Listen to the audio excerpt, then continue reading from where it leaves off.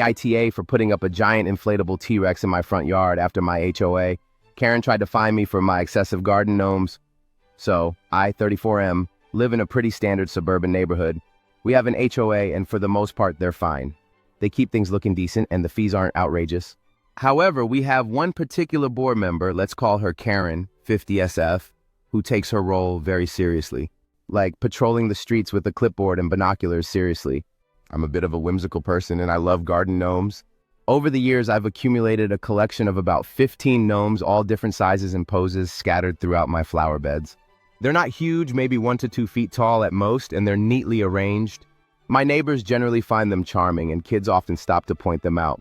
Last month, I received a formal letter from the HOA, specifically from Karen, stating that my excessive display of garden gnomes was in violation of Article 7, Section C, subsection 4 of the HOA bylaws, which vaguely states all outdoor decorations must be in keeping with the aesthetic harmony of the community. It went on to say that my gnomes were detracting from property values and creating an eyesore.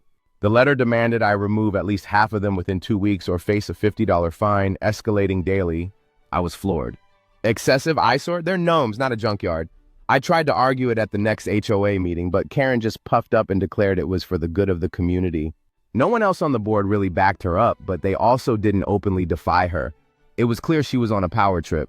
I was furious. I considered just paying the fine, but then a mischievous idea sparked. I went online and found a truly magnificent 12-foot-tall inflatable T-Rex. It lights up at night, roars quietly, thankfully, and has a little Santa hat, even though it's July, because why not? The day before the 2-week deadline, I set up the T-Rex in my front yard. It's impossible to miss. It towers over my gnomes, who now look like tiny, terrified spectators. Within hours, I got a frantic call from Karen. She was sputtering, demanding I remove it immediately, threatening every bylaw violation she could think of.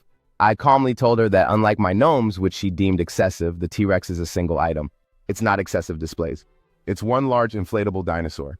And as far as aesthetic harmony, well, who doesn't love a T-Rex? It's certainly not detracting from property values any more than a perfectly manicured lawn. I also pointed out that there's nothing in the bylaws about inflatable dinosaurs specifically. She hung up on me. My other neighbors, however, have been stopping by, taking pictures and laughing. Some have even brought their kids to see Rexy. I've seen Karen drive by, her face a thundercloud, but so far no new official letters. My wife thinks I'm being a petty asshole and that I've just escalated the situation unnecessarily. She says it's going to cause more trouble than it's worth. But a part of me feels like Karen needed a taste of her own medicine. So Aita for unleashing the T-Rex on my HOA Karen?